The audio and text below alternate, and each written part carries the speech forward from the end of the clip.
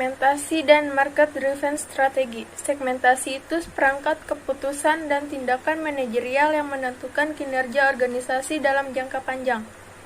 Sedangkan market-driven strategi itu secara garis besar adalah strategi yang diaplikasikan dengan cara memahami pasar, customer, dan pesaing. Memahami pasar dapat diartikan bahwa produk yang kita berikan harus sesuai apa yang diinginkan pasar tersebut. Memahami customer dapat diartikan selain membuat produk yang diinginkan pasar sebagai bisnismen, kita juga harus dapat memberikan nilai tambah kepada customer. Nilai tambah yang diberikan harus lebih dari pengorbanan yang telah dilakukan. Memiliki strategi pemasaran yang baik adalah kunci keberhasilan semua jenis bisnis. Tanpa adanya strategi itu, pemasaran bisnis Anda tidak akan terlalu fokus. Tanpa adanya fokus, Anda akan gagal mencapai salah satu tujuan dan sasaran yang telah ditetapkan. Strategi pemasaran ini, tujuan dan sasaran pemasaran perusahaan yang digabungkan menjadi satu rencana yang komprehensif. Eksekutif bisnis akan menarik strategi pemasaran yang sukses dari riset pasar. Aktivitas ini juga berfokus pada bauran produk yang tepat sehingga Anda bisa mendapatkan keuntungan yang paling banyak. Nilai pelanggan ini merujuk pada seberapa bernilainya produk bagi seorang pelanggan.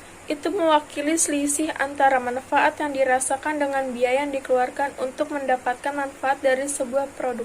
Nilai yang dirasakan tergantung pada persepsi pelanggan karena beberapa manfaat atau biaya tidak dapat dikuantifikasi. Selain itu, karena mengambil keputusan pembelian, konsumen juga tergantung pada nilai relatif atau manfaat dan biaya. Sebuah produk terhadap produk alternatif, mereka akan memilih yang paling bernilai.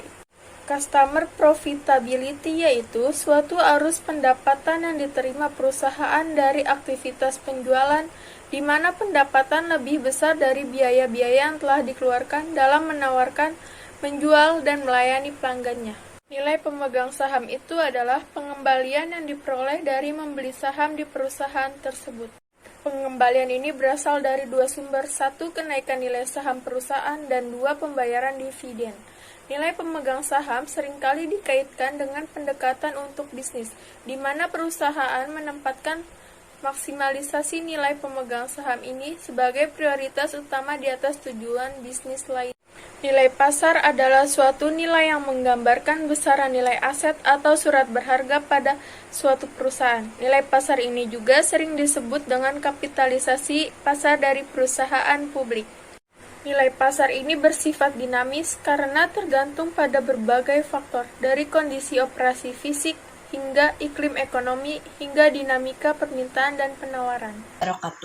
Perkenalkan, nama saya Anisha Rafaelna, saya dari kelas 6D.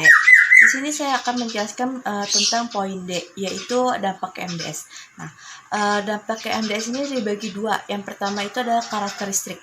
Karakteristik itu adalah dalam organisasi, pasar harus didasarkan SDM yang solid dan profesional, supaya konsumen bisa memberikan nilai tambahan dan positif, sehingga bisa memberikan pengaruh investasi, pasar, dan juga laba dan keuntungan yang dapat pada suatu pasar modern atau tradisional. Dan yang kedua ini adalah pengukuran kinerja.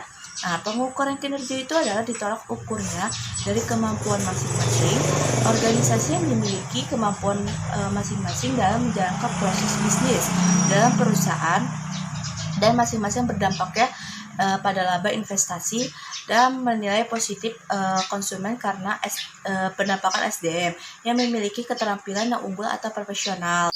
Dan selanjutnya ini adalah poin yang keempat, yaitu perbedaan atau beberapa elemen keunggulan kinerja. Di sini ada 4, yaitu sumber keunggulannya. Nah, sumber keunggulan itu ada 3. Yang pertamanya adalah keterampilan supervisor. Nah, maksudnya keterampilan supervisor itu adalah organisasi untuk memiliki dan melaksanakan strategi yang akan membedakan organisasi persaingan. Dan yang kedua ini adalah sumber daya superior.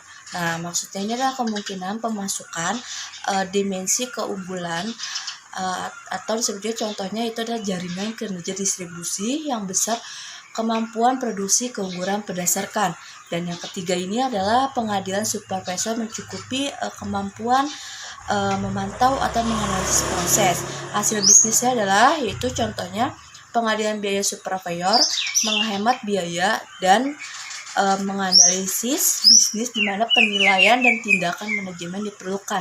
Dan yang kedua ini adalah keunggulan posisi merupakan hasil produksi biaya rendah atau cost kondusif atau diferensiasikan yang diberikan keunggulan nilai bagian konsumen biaya yang lain rendahnya kemungkinan perusahaan memberikan nilai yang superior dengan pemberian harga yang lebih rendah daripada persaingan untuk produksi yang sama.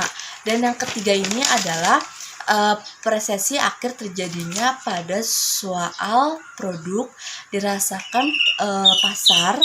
Mereka harus dapat merefleksikan beberapa produk yang akan disampaikan atau merupakan kriteria. Pokoknya itu adalah keep going course atau disebut juga keep going course itu adalah pasar. Nah, yang terakhir ini adalah investasi laba. Investasi laba untuk mempertahankan keunggulan merupakan para pesaing atau berusaha mengurangi atau menghilangkan kepastian tersebut. Keunggulan mempertahankan dengan perjuangan sesuatu tenaga untuk melakukan perbaikan secara terus-menerus terhadap nilai yang diberikan kepada para pembeli atau konsumen dan mengurangi biaya dalam menyediakan produk atau jasa di pasar ataupun di pasar tradisional ataupun pasar modern. Lalu selanjutnya kita akan membahas kinerja organisasi. Sebuah organisasi bisa dinilai kinerjanya berdasarkan 4 dimensi berbeda, namun saling terkait, dan keempat dimensi ini harus dikaitkan pula dengan visi dan strategi organisasi. Nah, keempat dimensi yang dimaksud tersebut adalah yang pertama ada ROCE atau singkatan dari Return of Capital Employed. ROCE adalah dimensi keuangan yang berorientasi mengukur kinerja dalam menghasilkan profit berdasarkan modal. Lalu yang kedua ada Customer Loyalty Marketing. Customer Loyalty adalah dimensi konsumen yang orientasinya adalah wujud kesetiaan konsumen untuk menggunakan suatu produk atau jasa secara berulang dan terus-menerus dengan perusahaan. Lalu yang ketiga ada Internal Business Process Production. Dimensi proses bisnis internal ini orientasinya adalah untuk mengukur efisiensi dan efektivitas perusahaan dalam memproduksi barang dan jasa. Lalu yang terakhir ada Learning and Growth, Commitment and Competency. Dimensi Learning and Growth ini sangat mendukung perusahaan untuk menjadi organisasi pembelajar sekaligus mendorong perusahaan untuk terus bertumbuh dan berkembang, di mana sumber manusia merupakan sumber terpenting dalam pencapaian tujuan perusahaan.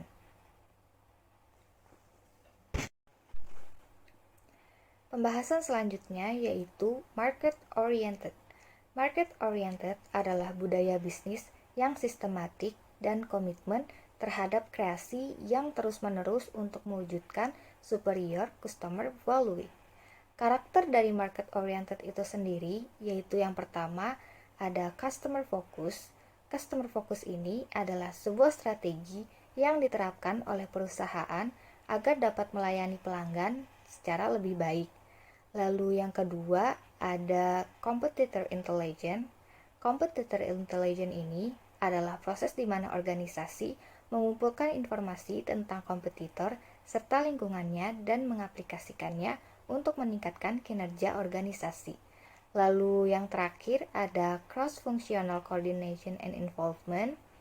Yang dimaksudkan cross-functional coordination and involvement ini merupakan persepsi karyawan terhadap daya tarik koordinasi antar fungsional yang terdapat di lingkungan kerja. Component of market orientation atau komponen dari orientasi pasar. Market orientation adalah salah satu cara penting atau strategi untuk menaikkan kinerja bisnis. Karena fokus dari strategi ini ada pada kepuasan pelanggan. Component of market orientation memiliki 3 komponen penting, yaitu customer information, competitor information, dan interfunctional coordination. Ketiga komponen ini saling berkoordinasi untuk menghasilkan nilai pasar, yaitu kualitas produk yang unggul, keunggulan biaya, dan keunggulan bersaing. Mencari keunggulan bersaing dimulai dari kebutuhan dan keinginan sebagai dasar tujuan bisnis. Lalu mengenali kebutuhan dan keinginan, kemudian memutuskan mana yang dicoba dan dipenuhi. Lalu, tentukan bagaimana organisasi akan memuaskan keinginan dan kebutuhan konsumen. Kepuasan konsumen adalah tanggung jawab anggota perusahaan, bukan hanya mereka yang bertugas di fungsi pemasaran. Lalu yang terakhir, gunakan semua kemampuan perusahaan untuk memberikan kepuasan dan dapatkan keunggulan bersaing dari perusahaan. Pembahasan selanjutnya yaitu ada market orientation. Market orientation atau orientasi pasar adalah suatu pandangan yang terlihat dari proses dan aktivitas perusahaan dalam menciptakan nilai tertinggi bagi kebutuhan dan keinginan pelanggan. Sebagai inti dari proses pemasaran, yaitu fokus pada kepuasan konsumen. Terdapat 3 kekuatan fundamental yang mendorong tingkat bisnis mempunyai orientasi pasar yang baik, yaitu yang pertama ada marketing knowledge, tingkat di mana manajer dan karyawan telah dididik dan dilatih dalam pemasaran yang secara langsung berdampak pada orientasi sebuah bisnis tersebut. Lanjut yang kedua yaitu ada marketing leadership. Orientasi pasar sebuah unit bisnis dimulai dari atas. Jika manajer senior dan manajer kunci marketing tidak mempunyai orientasi pasar yang kuat, sulit bagi sebuah unit bisnis untuk membangun level marketing yang sempurna. Dan yang terakhir yaitu ada employee satisfaction. Jika karyawan tidak bahagia dalam pekerjaan mereka dan tidak diinformasikan mengenai bagaimana mereka berdampak pada pelanggan, bisnis yang berorientasi pasar tidak akan mencapai seperti apa yang diinginkan oleh senior manajemen tersebut. Pembahasan selanjutnya yaitu skema marketing knowledge dan marketing orientation, yaitu terdapat 4 skema. Yang pertama ada business profitability. Profitability adalah tujuan utama dari semua usaha bisnis. Tanpa profitability, bisnis tidak akan bertahan dalam jangka panjang. Profitability yaitu tingkat keuntungan bersih yang mampu diraih oleh perusahaan pada saat menjalankan operasinya. Lanjut yang kedua yaitu ada customer retention. Customer retention adalah upaya tindakan yang dilakukan oleh perusahaan untuk mempertahankan customer agar tetap menggunakan produk dan layanan yang sudah disediakan oleh perusahaan. Yang ketiga yaitu ada market orientation. Market orientation adalah strategi bisnis yang mengandalkan permintaan konsumen dalam penyedia barang dan jasa yang diproduksi oleh perusahaan. Dan yang terakhir yaitu ada market knowledge. Dapat didefinisikan dan dispekulasikan sebagai informasi pasar yang dibutuhkan oleh perusahaan melalui proses knowledge acquisition, knowledge sharing, knowledge learning, distribusi informasi, interpretasi informasi, dan ingatan operasional perusahaan tersebut. Marketing orientation and marketing leadership. Orientasi pasar dan pemasaran kepemimpinan. Company CEO. I really don't have too much time for that. I have many financial issue, administrative, tax, and money meeting. So, I leave it to my vice president marketing. CEO perusahaan, saya benar-benar tidak punya banyak waktu untuk itu. Saya memiliki banyak masalah keuangan, tugas administrasi, dan banyak pertemuan. Jadi, saya serahkan kepada wakil presiden pemasaran saya. Vice President for Marketing. Will I have a writer considerably staff and money responsibility with regard to marketing plans and day-to-day decision regarding our sales force and advertising. So I really don't have the time, but we have a very high training sales force and they are talking to customer all the time. Wakil Presiden Pemasaran. Ya, saya memiliki staf yang cukup banyak, tanggung jawab sehubungan dengan rencana pemasaran dan keputusan sehari-hari. mengenai penjualan kami, kekuatan, dan iklan. Jadi, saya benar-benar tidak punya waktu, tapi kami memiliki penjualan yang sangat terlatih dan berbicara dengan pelanggan sepanjang waktu. Salesforce, sure, we are in continuous contact with our customer. We bring back new ideas all time, but nobody in management has the time to listen. Tenaga penjualan, tentu kami terus berhubungan dengan pelanggan kami. Kami membawa kembali ide-ide sepanjang waktu, tapi tak seorang pun di manajemen punya waktu untuk mendengarkan. Employee satisfaction is a key drive of service quality and customer satisfaction. Kepuasan karyawan adalah pendorong utama kualitas layanan dan kualitas pelanggan. Employee satisfaction, kepuasan karyawan. Employee relation, yaitu retensi karyawan. Employee production, produksi karyawan. Service quality, kualitas karyawan. Customer satisfaction, yaitu kepuasan pelanggan. Customer relation, yaitu retensi pelanggan. Probability and growth, profitabilitas dan pertumbuhan. Selanjutnya adalah karakteristik market driven strategy. Market driven strategy adalah pasaran dan konsumen yang membentuk pasar haruslah menjadi titik awal bagi pembentukan strategi bisnis. Kunci untuk menjadi market oriented yaitu memperoleh sebuah pengertian tentang pasar dan bagaimana pasar tersebut akan berubah di masa depan. Dan didukung oleh budaya dan komitmen dalam menciptakan superior customer value secara kontinu dengan berfokus customer focus, intelligent about competition, dan cross-functional coordination, mempersiapkan sumber daya khusus yang sulit ditiru dan dapat menyesuaikan dengan nilai pelanggan atau benefit dan cost sehingga menghasilkan kinerja yang lebih dari pesaing. Lalu, apa yang dimaksud dengan market orientation? Yaitu merupakan suatu filosofi dalam strategi pemasaran yang menganggap bahwa penjualan produk tidak tergantung pada strategi penjualan, tetapi lebih pada keputusan konsumen dalam membeli produk. Selanjutnya, apa yang dimaksud dengan customer value? Customer value adalah total manfaat yang diterima oleh customer baik yang nyata maupun tidak nyata, dikurangi dengan pengorbanan yang dikeluarkan. Dengan mengetahui hal tersebut, maka dapat ditemukan customer satisfaction atau tingkat kepuasan pelanggan. Lalu selanjutnya, apa yang dimaksud dengan leveraging extensive capabilities, yaitu kemampuan perusahaan untuk mengintegritaskan semua sumber daya yang memilikinya, baik yang nyata maupun tidak nyata, untuk mencapai tujuan yang telah ditetapkan.